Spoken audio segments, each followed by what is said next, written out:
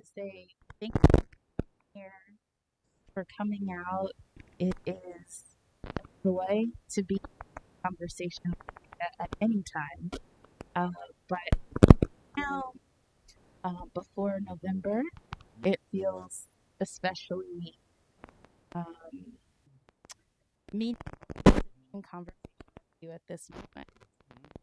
Before we get into it, I have a personal bio that I've written um, for Demita. You've heard it before. This is the happy birthday. You have. I told you I was. It's absolutely. So this is a non-traditional bio, but it's and I want you to get like a little bit of a taste of who Demita is. So I wrote this on Facebook 21 for birthday. So it's Demita Frazier's birthday. Honestly, you may need more than a day to celebrate mischievous marvel of human, which would suit this Leo fine. Just make sure you've got your own oyster knife and are ready for a stream of consciousness walk and wander, nature and your mind. Jack of all trades doesn't even begin to cover all the areas where Demita can burn. Like if she weren't too busy theorizing and organizing, she'd feed us all misogynoir meat that would leave us sated and ready for revolution. So go for a walk, laugh till you cry, and personify Black Don't Crack, and only Demita Frazier.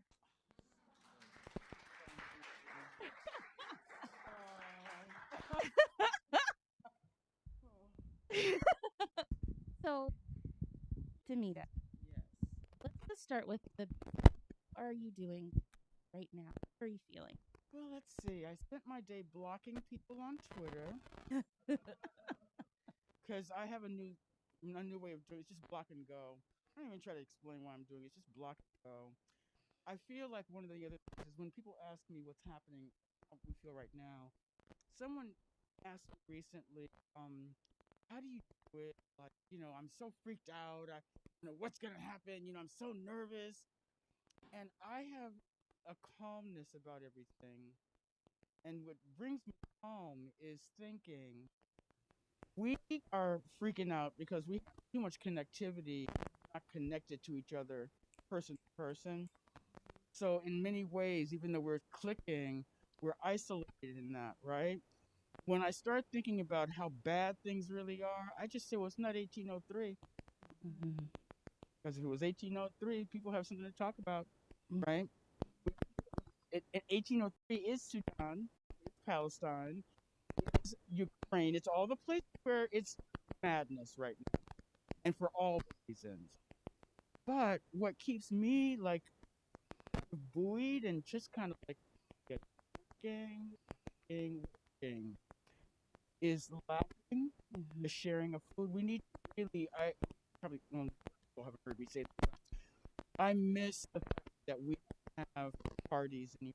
We're not cooking food together and throwing it down stereo and whatever, because there's something really missing, strength, our capacity for strength. And now, I mean, I one of the great things that I've enjoyed about being back in Chicago is trotting all the places where, as a young person, I got my first taste of what it is to be an international person in this city. By the way, I went to Sten High School. We were part of the integrating of Sten High School in 1966, actually. And so, living through what was happening during that time period, Vietnam, etc., we lived through it. It was a horrific period, just like all the other horrific war times are. What I've learned is that you give up and you have to try to flow. And if that's calling somebody up and meeting somebody on a street corner and hold, hold my hand, let's go something to eat, let's make some food. Food is very important to me. You can probably tell. And I'm an international. because you have to be because there's so much to eat. Am I right? Yes. It's just, oh my God. Okay, I'm not going to get into the whole thing about that. We'll save that. But to just up how I'm doing right now, it's doing this that makes me feel like we are not, we can't have control over around us in our name, right? But what we can do is to learn to value more deeply every day what happens when you're around people who are like-minded, like-hearted, like-spirited. And it's so easy to forget that we're not alone. Mm-hmm. We really aren't. And it's important to stay humble and remember there's no magic involved in this. Well, and when I say that, I say you can't just like make it all go away. The magic is the connection. The magic is the realizing that we are not going to see the end of this in our life. And that's okay. Because that's the reality, that's the humility of what it means to be a human being. We don't. So since we're here and now we're doing what we're doing, let's try to do it in a way that's meaningful and that. Now, Moya, Ooh, how's things with you? things are pretty good with me, I have to say. Just came from another event talking about transnational feminisms and being in solidarity with the women in Iran. And this idea of food came up there as well. Food as joy, being able to connect with each other in and around food and dance. Yes. And it has me thinking a lot about the impetus for why we even called it the gathering table. Part of this conversation, I mean, I feel like you've got to say what the initial plan for the gathering table was, but we wanted to have intergenerational conversations, but you were thinking about the gathering table in a different way. Well, because I'm still old school. I'm never going to give that up. And I really think there is power when we're sitting around together, sharing food, pheromones as well. When you said, by the way, when you said Iran, immediately, like Persian food is off fucking chain. Oh my God. And again, just thinking about how we have given up so much when it comes to connectivity and meeting Moya. Because here's the other thing. Moya's Southern. She's from down south. And I'm a Tri-Sicilian by birth. You know what a Tri-Sicilian is? It's like we may live in Chicago, but basically our roots are in Mississippi. Somebody, a woman who writes for the Chicago Sun-Times actually coined that word. But it never, I always knew I was a hybrid. I always knew for so many reasons. But that whole idea of recognizing how important it was for us to communicate over a meal, and if not even a meal, just like cracking things open and getting the best parts out and tasting them. So, is that Yes, but also, I knew there was more. well, as I mentioned in my introduction, Demita is, I mean, legit could be a chef. Like, legit, like it's on that level. And so had a dream of a place. Right. I know better though. No, let's not joke. That's why those moms who are 3 days a week, 3 meals a day, and that's not funny. And cooking is actually, even if it's enjoyable, in a restaurant situation, I wish I had to have 3 twins. Because it's just so much work, no matter how you slice it. And in late stage capitalism, especially how you gonna stay open. Yeah. Really crazy. So that would be magical to have a magical restaurant. You'd have to be there 20 hours of the day. Definitely. But definitely getting us to thinking about perhaps a supper club or maybe a quarterly something. Yes. That maybe we can move. But the idea of people people sharing a meal, and also people from different movements, Yes. particularly being able to talk to each other and sit around a table. And I know Haymarket is thinking about some things very similar to that. So part of this is kind of seeing where this cross-pollination can happen. What does it look like if we not just feed ourselves physically, but also feed the movement, our movements, by making connections across them? And I want to say just one example of that I'm seeing right now is Demita has been such a champion for mask wearing because the pandemic is not over. And it's such a different experience than other events that I've been to, even the event I was at just before. There's a way that we have to think about what does accessibility mean for our movements? How are we making space for everyone? When are we and how are we creating the containers that allow us to be together? And what are we willing to sacrifice, I guess, to make that happen? And actually, we're starting a little underground movement, which is not so underground. What I'm noticing is these conferences now, people are talking about mask wearing as an act of civility, an act of care, an act of revolution against forces that shall not be named because he needs to die. But no, I'm just kidding. I'm trying to be good. That's why I'm like, I'm just always breaking the rules. But truthfully, honestly, there is something about our understanding about the need to care for one another that, and when my question is always this: who's not here because they weren't sure if they could actually be here because nobody was really thinking about their particular situation in terms of their health and exposure. And it's interesting, I'm from the era of polio, 1950s, and when people start talking about, some of the expectations of people to be so conforming, I'm like, for 2 summers, we didn't go outside and play. We played in the house, we played with each other, my sister and I, but we knew people who were in iron lungs. We knew people that had died. And then when the soft vaccine became possible, there was none of what's insanity that's going on, of course, with vaccinations now. I remember lining up with like 60 other kids and getting either our shots or our little sugar cube with the serum on it. And we lived, and we didn't have people dying. And there was a caring. It was just a simple caring of one another. So, this is an act of revolution, by the way. Whenever we do something that I feel like really acknowledges the ways in which cultural norms have lost some of the more positive power.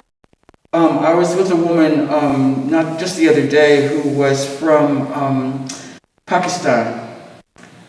And I was almost in tears when she was telling me about the resurgence of polio and other things which, wild strains of polio, by the way, not like, just wild, like out there.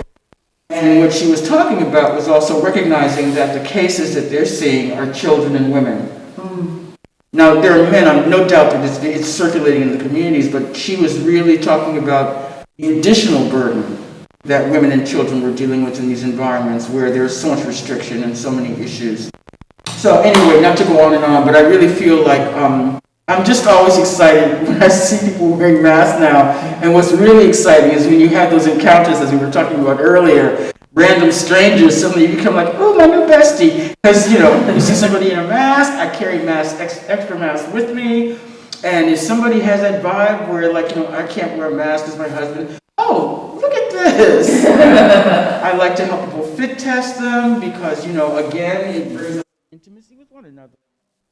And it really will be slow because, I don't care what anybody says. You know my favorite saying, you're just monkeys with cell phones, and monkeys are mad when I say that. I'm a lawyer by training. Stop saying that. It's just surreal to me how evolutionarily behind we really are. we're still not really recognizing each other as people, right, as humans. So. No, I feel like that's a wonderful segue into what I wanted to talk about next, which is what does care look like in this moment? So one of the things that we come from a tradition of maybe thinking about voting as a form of harm reduction, so a way of creating care in a world that does not care for us. And I wanted to maybe think about the limits of harm reduction, and then also kind of what you're thinking in this political moment about voting. Oh, okay, yes. So, the imperfection of the earth plane, can we talk about that for a second? Like how deeply imperfect we are, everybody in this room and everybody outside this room. And if I could be president, Leo, so I get to say that. Seriously, when I think about the world that we want and the world that we envision that is completely rid of oppressions, rid of murders, rid of killing, all of it, what would that take to create that? And so, ironically, I feel like just trying to reconceptualize what that would take and thinking very slowly about the factors that would impede that is why we don't do it very often, because it's kind of daunting, right? I think about that it has to be small, it's going to be incremental, bit by bit, step by step, dealing with the incredibly flawed systems that we're working with, and yet also remembering that we are a polity, we have the ability in our individual selves to join together to create change. I remember when people used to actually think, I voted, and now they're not even doing what I wanted. I'm like, okay, well, first of all, voting is not even the first step. I mean, I don't mean to be rude, but to be in a quote democracy or in a republic, to be a citizen means ongoing engagement and struggle. It's not dropping a ballot in the box and then, poof, there we are. Everything's groovy now. No, it doesn't work that way. And I remember people saying, well, it's so exhausting. I have so many things in my life that are going on. I want to cede the authority to some person, blah, blah. And I'm like, yeah, okay, see how that's working out for us. We know this. We know that it's really an imperfect system. And it's really, when we think about, and I was thinking about this the other day, I went to mention this to my friend, Rochelle Ruthchild, who's become like a real lodestone for me. She's a very interesting woman, Jewish woman, Boston, comes from a family of Holocaust survivors. And she and I were talking deeply about why it is we're where we are right now. And see, my first thing is, I hate the English, the Balfour. I hate the way we approached after World War II, how to reconcile ourselves with the mass murder that was created in Europe. And then the pretending that, oh, I know where you can go. It's this whole country. There's nobody there. It's empty land. And then all of the tumult and difficulty that resulted because of how you do things. And my mother came back to me. It's how you do things that matter. One mistake once you make that mistake and not rectify it, once you proceed as if power doesn't exist for humans, you're in trouble. You're in deep trouble because what you're doing is eliminating the humanity of other people. And people are not going to rest for that. So you've got this situation where, when I think Rochelle and I were talking about this, when you start thinking about how to deal with that situation, that also has generational impacts. There are still people alive who survived the Holocaust. There are still people, both the Nakba and the Holocaust. There are people who are the children of those people who have inherited the trauma. Then you've got so you've got these succeeding generations of trauma, some of it attended to, some of it not, some of it exacerbated, some of it not. It adds up. And then you've got, on top of that, the money that's being made, because there's always money being made, of course, and create need. So the military-industrial complex, I still need to know, back in the Vietnam days, we knew who some of those people were. Now they're like, who are they? Because seriously, when you think about it, like the head of, let's not get into all the companies, but those people are almost, it's an opacity that's going on where you don't see who they are, you don't know who they are. Eric Black is still running around the Earl, so I'm very salty. I will be swearing, just so you know. He is running around with his fuckery all over the world. These are, people who are paid for soldiers and paid for consultants who exacerbate bad situations. And so we don't even have targets. The big target for us right now, because of what's happening, is the way in which the United States is enabling Israel to do what it's doing. But if we're not, let's not pretend that there is not both history, relationship, and a host of other things that are feeding the situation. It's not simply, the government of this country, like, it's complicated. That's what I want to try to say. I can't get it all out. No, I really appreciate that. Like, Right. you're bringing in the actual material reasons why the U.S. is invested in this. Yes. There's a corporate, real money-making factor that goes along with war that we sometimes forget. They settler colonialism, when we're talking about it, we're not often thinking about how this is used to create wealth for people who are already very wealthy. And so I think that that's a wonderful intervention into our conversation. Are we looking at all of the people? Are we looking in the right places? Right. And when we talk about our political system, I have said similarly, I think people would like to just go to brunch. I think people want to feel like I've done the thing. Yes. I don't have to think about this anymore. And this election is actually making that impossible. I don't think that whatever decision people are making at this point, that they can just easily make a decision and put it down. Absolutely. And so I am, on the one hand, hoping that inspires more people to think more deeply. And your real question about how do we do this strategically is really important. One of the things we've talked about a lot is that the right has multiple things that are happening all at once, and the left seems to struggle with a multiple plans.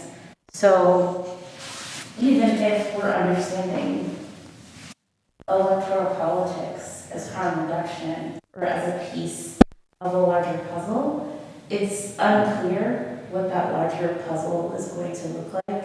And it doesn't seem like we've had the kind of conversations that get us closer to what the larger story is. How do we grow the leaders that we want, by the way? And when I say that, I also want to say, so I had this young person say to me, well, I'm an anarchist and blah, blah, blah. And I'm like, first of all, you don't have the discipline to be an anarchist. I hear what you're saying, but we're that little black knit mask and your black chucks. I'm like, you, like in The Princess Bride, you're using that word, but I don't think you know what it means. The difficulty for having diffuse systems and then being able to incorporate the totality of who we are as people over the arc of time, because we're nothing. Everybody in this room is old wine in a new bottle. Our new concepts, but we're raised in a certain environment. We've been educated in a certain kind of way. We bring all of that with us as we try to engage, right, in a profound new way. But how many times have you noticed that people have all kinds of great ideas? Some of them when they go to brunch. Movement for Black Lives contacted me, and this is about year 3 or 4 after things have been upsurging with all that incredible energy and also the performative stuff that was going on as well. Came to a head and like, we got to do something. What are we going to do with this? So somebody contacted me and they said, well, you do organization development. Would you be interested? And I'm like, yes, let's talk about it. Let's do this. So I sent them a 4-page, simple outline of what could be involved. Using the energy and then focusing on how we were going to make it manifestly useful. These children wrote me back and said, that seems like a lot of work. That's really hard. And I didn't know what to say. I was like, there's no way to make it not hard. It's freaking hard. Mm-hmm. You're not simply creating, you're changing people at the cellular level. You're talking about cellular change, right? You're talking about communication that is evolved sufficiently so that you can both really listen to what's being said and then think in real time about, okay, how can I work with that? Like, I hear what you're saying. How are we going to make that into something that's useful as a part of a process? They were upset with me too because I've been saying this a lot lately. You know, a lot of things are going to happen in your lifetime, but I got to tell you, you're not going to see the end of the story. They got mad because they thought it was going to be like uprising, revolution, change. Next. It doesn't work like that. The humans, we're tricky as hell. And we want to go to brunch. And I haven't been to brunch. I have not been in a restaurant since March 2020 with this one. Because I can't. I have issues with, I can't get COVID. So I guess what I'm really going to say about, just thinking about harm reduction, nobody takes civics anymore. And I know civics is a kind of boring class, but not the way I teach it. Civics teaches systems thinking, if you do it right. It enhances your critical thinking skills. It's not about pledge the flag and sing the song and all of that. It's to help regular everyday ones of us really think about how shit's going on. How to question authority in the most real sense, right? And we can do that, we can still do that in this crazy benighted country, because of, all sorts of reasons, but it's purposefully not taught. It's now, people get a little taste of it, but I remember 6th, 7th, and 8th grade, it was tough. You learned a lot of things, and also from black teachers who were like, let me tell you how this is really going to work for you. They really did invest giving history life and helping you to understand that things weren't just happening. There's a lot of machinations going on, etc. So we need, my favorite word, yours and mine, multivalent.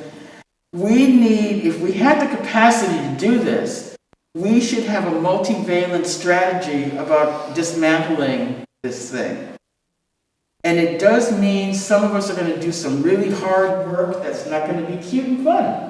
The cute and fun can come in the evening afterwards or on the weekends. We can figure out ways of giving ourselves, some pleasure and joy in life.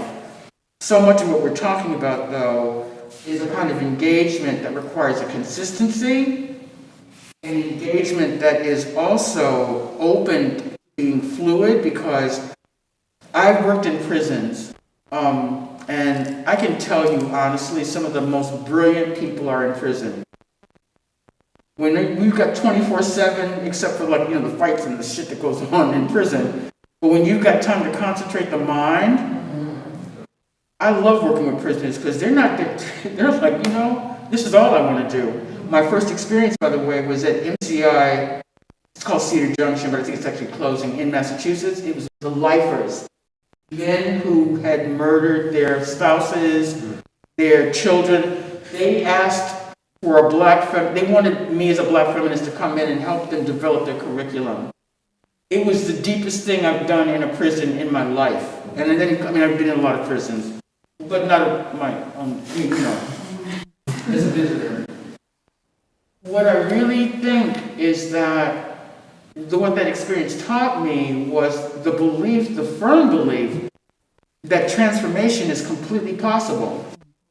And because it feels like it's in short supply right now, the truth of the matter is it's always possible. It's really hard. We have to be so clever in terms of how we approach it and do it. And also humble and respectful. because we're all bringing into this world that we're together in experiences that can't even be touched in this room. I mean, look at how many of us are here. It's not even a lot of us. If we were doing some sort of biographical mapping, we could be here for weeks. We just had to talk about all the things that have impressed us, changed our minds, touched our souls. So I feel like, oh man, if I could only if we could just be in a state of being and mind where we could truly be the Afrofuturists that we want, because it requires a certain element.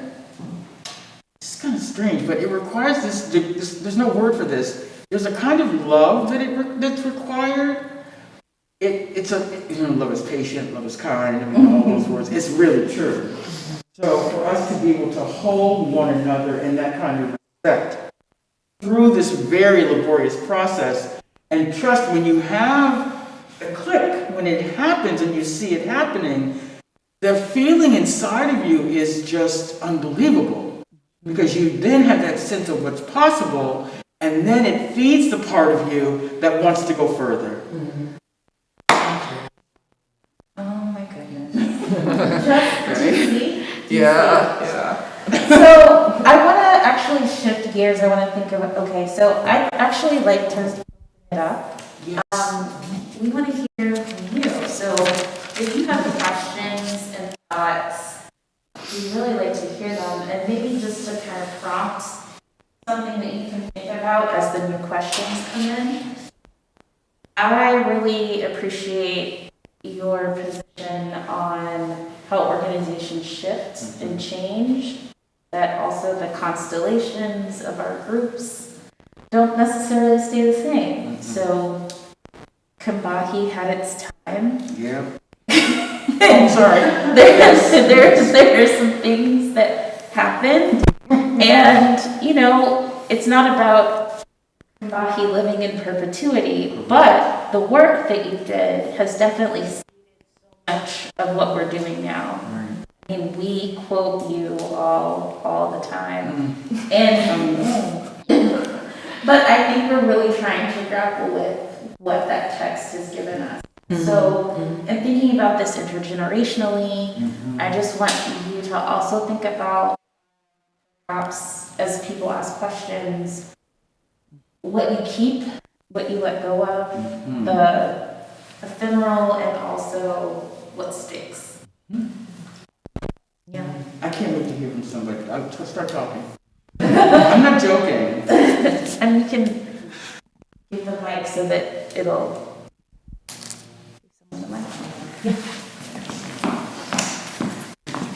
Hello, thank you so much for all that you've given for us to reflect upon. And I kind of want to take the conversation back to the beginning. So I'm also someone who loves to cook. I'm someone who really enjoys baking. And I just thought about the kind of creativity that comes from that way of approaching life as well.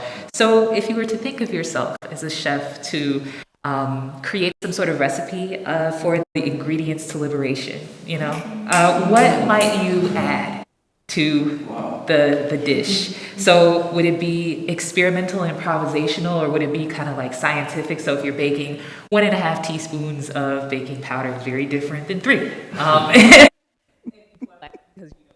Yes. Yes. I'd like to hear a little bit about that. What would be ingredients to liberation for you?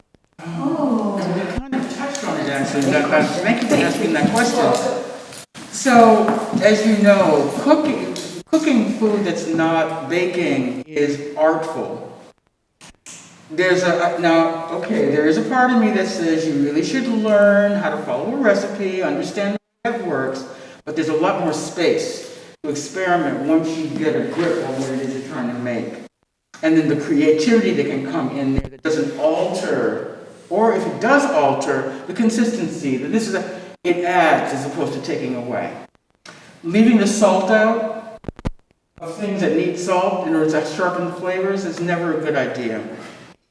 But learning that there is soy, and learning that there's liquid aminos, and learning that there's pink and gray and white, all the different salts, that's important. Now, so as you said that, I was thinking, I really do. I'm a baker also, and I love to bake. Because baking is chemistry and physics, I am that science nerd. I love the fact that you can teach yourself pretty quickly how not to do something by not knowing what you're doing when you're baking. And I feel like so many of the properties in certain baked goods are really akin to what you need to create open minds, improved aeration so that there's more space inside. I think if I had to quantify some of these things, one of the things that I always think about when it comes to baking is that you have to understand the properties of opposites. So the dry versus the wet, the creamy versus the acidic. I mean, there's just all those different properties. Once I worked in a bakery, and it was very late, and it was in Vermont in 1970, and we were doing a few things that made us forget to do certain things. I'm not going to give you a lot of details, but you can fill it in. At some point, I turned to Susan and I said, yeah, did we put the salt in that bread? We were baking for a bakery. It was in a movie theater. And she's like, yeah, sure we did. And you don't want to eat raw dough that's been yeasted because you will remember that for the rest of your life. And we baked all the bread without salt. And we weren't in Tuscany where they like to do that. And what I remember was the thing that you have to always remember is to understand the way processes work, which means you have to be into a certain level of detail, which means that's why whiteboards are my best friend and why the metaphor of the landscaping of things, like making sure all the important parts are there to create the kind of synergy you want. And you should start small. You're not going to be making croissant immediately, forget that.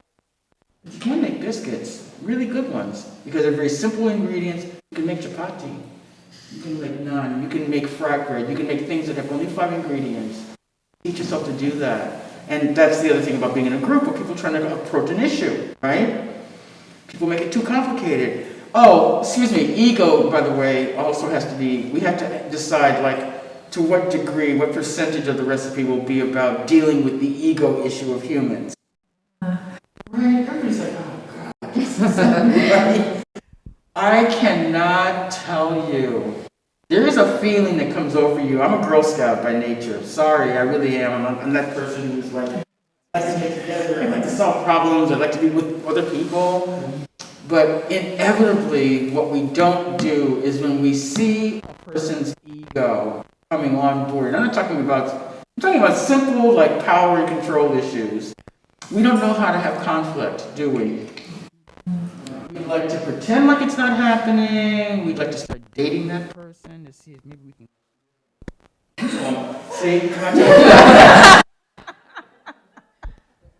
I could. Ooh, we'll talk later. It is so interesting what we choose to ignore as we're creating, and it's the very thing that comes back to bite us in the end. So the process of learning how to disagree, and I don't believe in calling out. I saw how that works in families and stuff, and that's just not helpful. But if we start the process by saying we recognize that egos, power, control is the reality of who we are as humans. So here are some rules to go by, which will be consistently employed, not based on whether you like to cut somebody's jib or, I think you're cute, so I'm not going to make you don't do any of that. You have to learn about, that's a part of the process of creating a functional organization.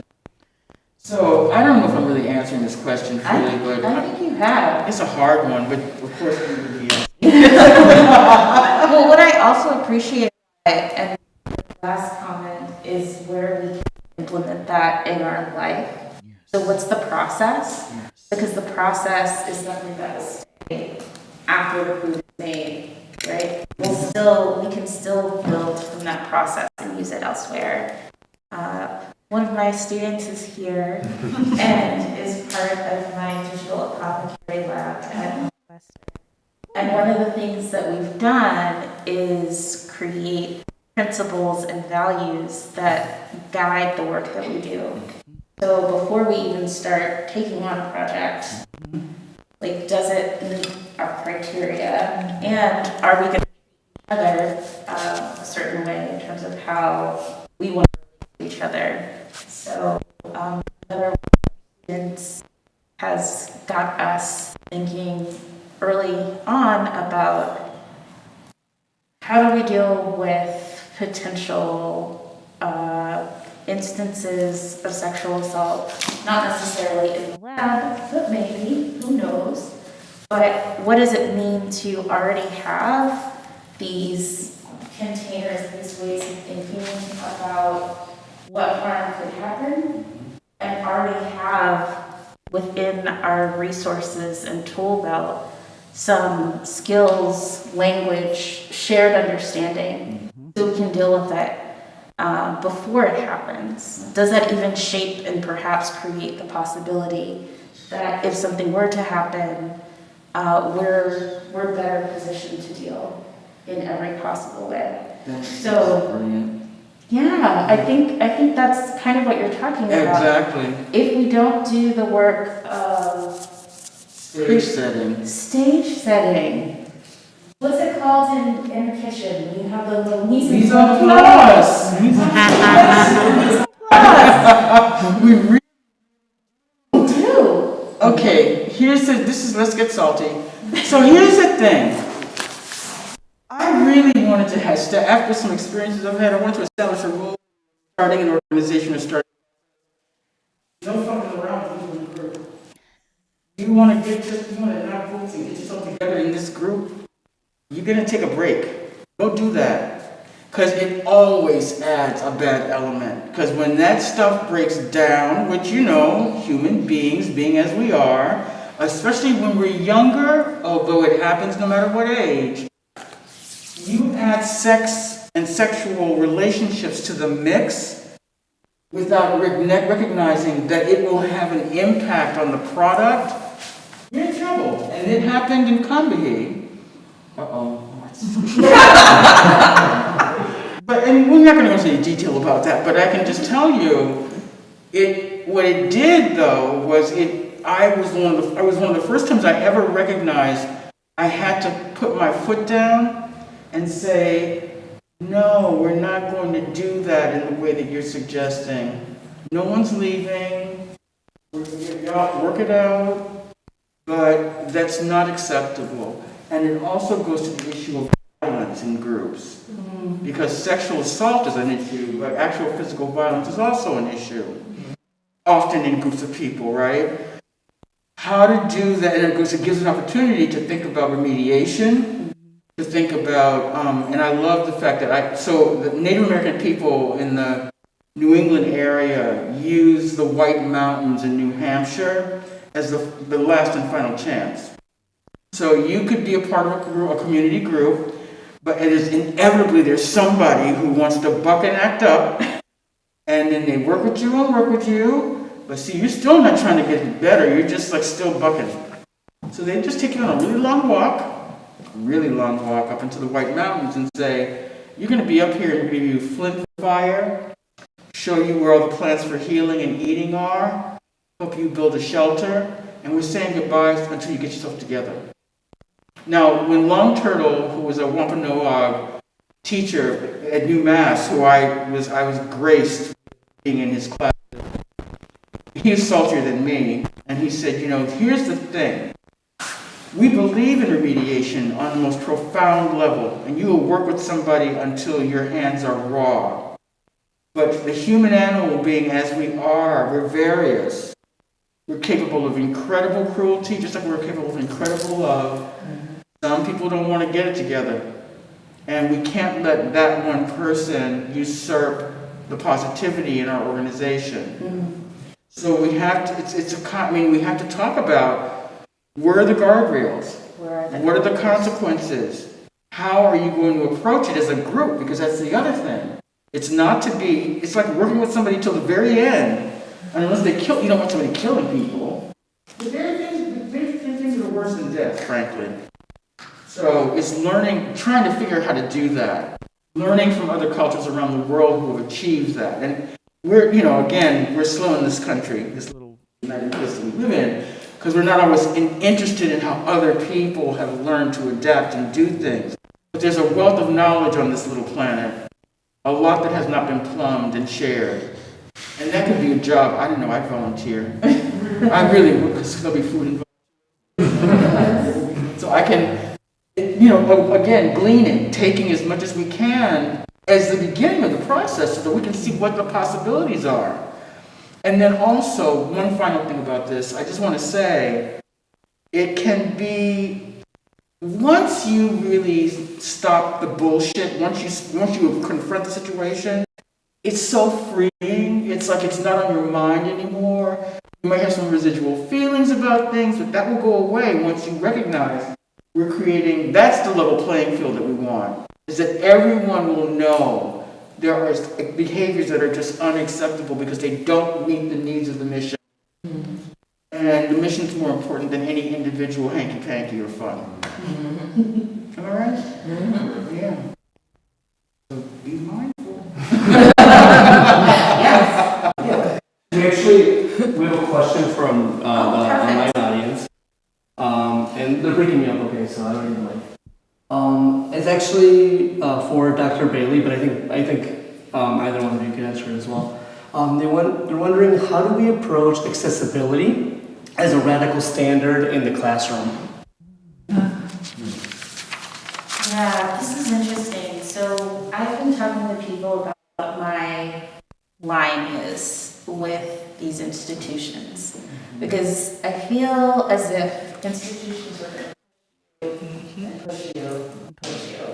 And so something I said recently, my line is, if, as they've done in other places, say that you can't wear a mask, that's my line. Like that's like, this is not for me. This is not a level of inaccessibility that I can tolerate at an institutional level. So I try to think about accessibility not just in terms of who is not in the room, but also how the room is shaped. How are we creating a container that makes space for lots of different people? And accessibility to me goes beyond just a physical accessibility. It's also people feeling comfortable to share what accessibility looks like for them. And for some, that can be even having conversations that they don't feel like they can have in other spaces on campus. It's been really beautiful to see my students in the lab say that this is a space where they feel like they can say things that they can't say in other parts of the university. And that to me is another level of accessibility that I'm really proud to foster. And at the same time, I also want us to think about what are the limits of an institution that is modeled on a state system. So I do think that there are certain things that I would never want or expect the university to provide, because it is very much built to be an inaccessible space in some ways. So for example, I got a request from a student group that wanted to do like a kind of a sex positive student group on campus. And in my mind, I was thinking, I don't know that I think the university is the best container for that. I think that I support students' desires for spaces, but I also think the university, given the way that it moves, is not going to hold that in a way that students might actually want it to be held. So it raises questions for me about what do we want to be accessible to what end, and in what spaces. Can we imagine have this space for ourselves outside of the campus institution. And I think for a lot of people that means challenging the central notion that the university tries to project, which is this is your home, this is your, it's not your home. That's right. It's not. And I think the more we can trouble that notion and understand that that articulation has very specific means to an end for what is ultimately a corporate project of, you know, trying to extract money from students and their parents, like maybe we would relate to those expectations differently. All I could think of was that this will be an episode of Law and Order because again, when you think about like what's practical in terms of in a club like that or an entity, is that there has to be a kind of cohesiveness about the limitations to recognize it's existing within what you're describing, this state functioning system, and also that has its roots in the medieval Europe paradigm. So the more you think about it, the more it's like, maybe you just want to go rent an apartment. I'm like, it's not a safe space to do things that are truly radical in that way. That's Demita, I think that's the thing. I think sometimes I feel this thing coming from people want certain spaces to be radical, but fundamentally the space is not for that. So we bring our sensibilities of our radical politics, of course, with us everywhere, but we also understand the limits of institutions that can't ever fully hold us. Exactly. This is interesting to log off of that too. Why is it so difficult to do ongoing organizing of the type people are doing around Palestine, Sudan, Haiti right now, right? When I did this project at Wellesley College 1,000 years ago, it struck me that, you know what, when you try to create synergy on campus to do something that's an ongoing project, administration stands back and they've already figured out, look, you're just temporary anyway. And you're not trying to hang out here for 10 years. You're trying to get in here, get your little paper, and get out.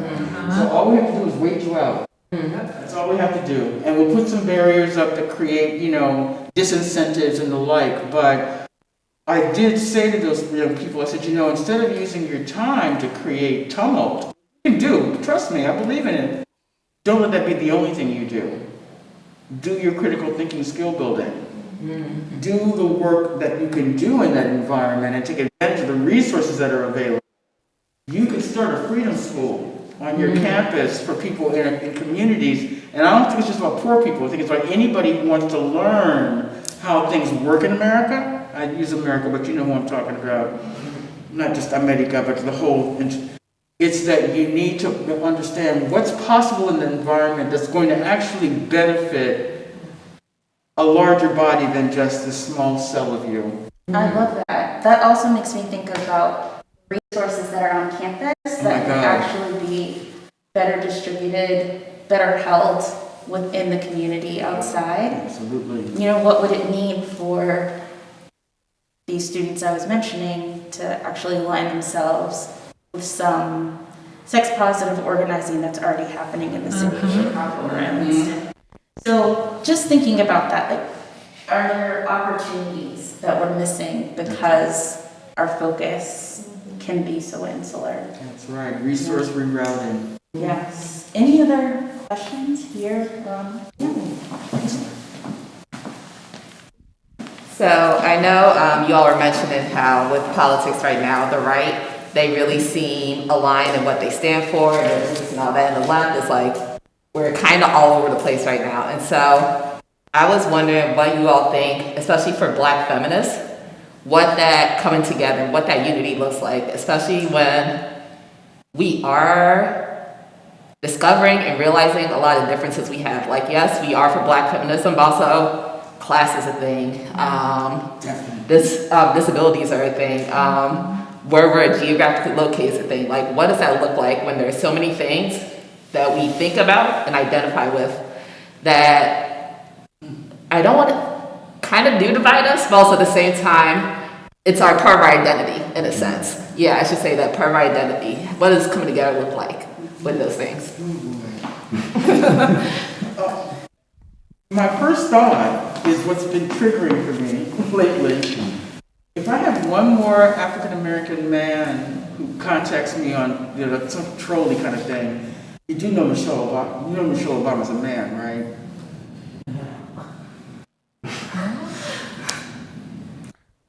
Why? What? And that's not news. I mean, I know it may be shocking to some people in this room, but that is a way to talk about misogynoir on a very deep level. Yeah. And so what we're talking about is you talk about our discrete African diasporic community. The covers have been ripped off of the whole image of connectivity, collectivity. We are seeing ourselves in more obvious disarray than we ever have been. Mm-hmm.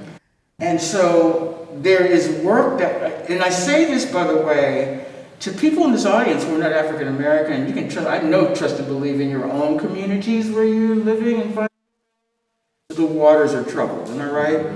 I don't know where people are even from, but I think right now, the way things are happening, just because of the insanity that's presenting itself in the last 8 years, kind of taking the id out of the box and parading it around and saying the id you control, id, as opposed to ego.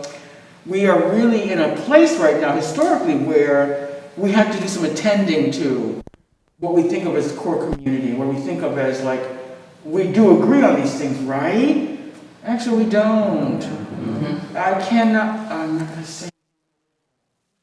But I do have to mention one other thing, is that I feel like because we don't have control and we cannot control the narrative sufficiently, because of the way in which social media, the internet has created dynamics that are almost impossible. There's no containment, absolutely none. Everything's just exploding. As a Black feminist, lifelong, never going to change, always going to be about that life. And especially because my own particular approach, and I think Moya and I've talked about this a lot, is like the very, very brilliant Ruby Sales. Do people know who she is? Some do and some don't, right? Ruby Sales was a member of that phalanx of Black Southerners who had been still alive, still in the struggle, still really focusing on what it means for liberation. And the distinction that she's making that really is so powerful to me is that she said, you Northerners, you were concerned about civil rights. We were concerned about a freedom movement. And that's what really, one of the cornerstones of my own Black feminist politics, which is that I want people to have full agency over their bodies and their lives. How you choose to, except for murder or something awful like that, what you choose to do with that agency, I'm going to fight for you to do what you need to do to make that happen. But I'm not going to rely on structures that are built on very shaky foundations to be seen as the vehicle, the means to get to that liberation. I'm a lawyer by training, but I'm a recovering lawyer, and I can tell you the law is not your friend. It's about the law in this country, and I think basically the world right now is about maintaining systems of power. We're tweaking and being mechanics and making the machine run a little better, but that's not where you're going to find real freedom, and it's also not going to be where you find justice. Mm-hmm. There's a lot of impedimenta to the ways systems work currently. It doesn't have to be that way forever, because we know now that we know more about the ways in which it is not functioning in a way that leads to liberation, we can consider slowly, because it doesn't change overnight, how to make it happen. And critical legal studies, which is actually, does people know who Derek Bell is? Anybody? He's not dead. African American law teacher. He got roughed up by Harvard, had to leave them because that's a band of thieves over there. Brilliant man, brilliant. And he's one of the founders of critical legal studies, because it talks about the way the law, the power of the law is refracted through the lens of race, class, gender, etc. And while we like to think that we have to just tear the whole thing down and start over, that's not going to happen unless we have a disaster, which could happen. in our world where all the systems break down, where there's no ability to have electricity, all the things that could happen in our society where we are. But we still couldn't really do it because how? So the idea of having a critique, having a focus, making the sacrifice to not put the golden handcuffs on and become a corporate lawyer and continue to replicate problems, but actually that hardy band of people who I'm gonna go with this Gordian knot until it's undone. We don't have enough people right now who are willing to engage in that level and who want that smoke, as we like to say. Because it is not a joke. The law is one of the most difficult systems to break down because it's like the operating system of the society in many ways. Okay, I'm sorry. No. I wanted to build on what you were saying, which to me goes back to your earlier point about what we're doing to create or stage and what's the mise en place for us working together. I don't know that we've ever, I think there's this imagined idea that we were all connected and that there was a unified front. Even when we think about the freedom struggle, that wasn't everyone. That was a very small percentage of people who were engaged in that. And it was dangerous. And I don't think it's realistic to expect that a lot of people are ready to lose their lives for a movement. I don't think we've seen that really in the kind of numbers that are in this country, at least. We haven't seen it. We haven't seen it like that. So I want us to kind of give ourselves a little bit of grace in terms of this idea of a collective Black feminist politic. And also, I think there's something really healthy in the tensions between us. Like the contradictions can actually be really helpful. Erica Myers, who's one of the people on the panel before, was saying that it's messy over here. And like that mess is can also be helpful. You know, I don't think that we should shy away from conflict.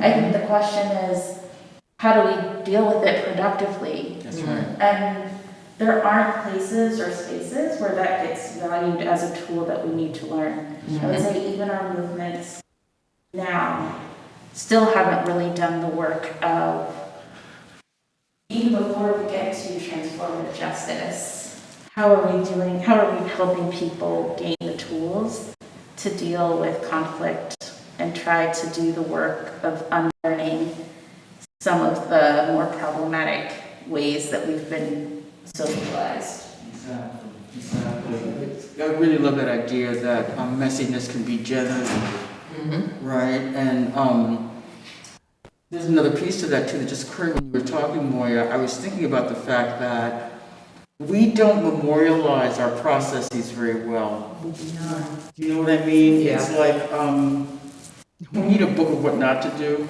The book of don't do this is a bad idea. We don't have a way, I think, of transmitting across time sufficiently. Sort of recording our processes, really paying attention to what has worked and what hasn't in an honest way. And it's hard because again, so much is the way in which we're communicating now has a rapidity to it. And it's not, I don't know how we can capture some of the things the ideas that we're having and the notions that we're having. I think many, generations ago, I think people really paid more attention to the need to scribe and to write things down. Now, scribing can also be tricky because, I wrote it, so I'm going to tell you the story the way I wanted to tell it. But in a communal way, looking at, Combahee River Collective was not a collective. It was a good word to describe, a political entity during that time period because, all the sexy words were great then, collective, I'm trying to think of some other ones, but, you get the feelings. Commune, right, I still actually believe in that. I'm going to be an old hippie. But the funny thing is, communality is a very African American function thing. Co-ops were started in the South in before the Civil War ended and afterwards, because people had to figure out a way to get supplies. So they started co-ops, which were not unique to them, but were very highly functioning. And I'll never forget the first time I went to my food co-op here in Chicago, which no one remembers because it's been gone for a while, Cornucopia Food Cooperative. People were like, oh, let me teach you about, cooperative, da-da-da. I'm like, oh, you mean like what Fannie Lou Hamer is creating? And they were like, who's that? Right. So the capacity to really, again, to look at how we've been given opportunities to look at and honor the people who know how to do things in this world. It's just that we find ourselves not having the roadmaps we need sometimes. I think we have time for one more question.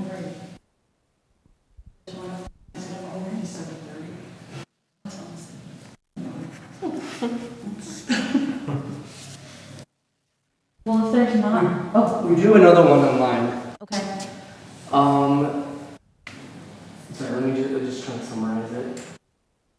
Basically, they're wondering how we take care of each other physically and mentally, and in light of ongoing tragedies, how do we do those in a way that still combats individualism and using our personal relationships as a way of doing. Good question. I think that's a good one to end on.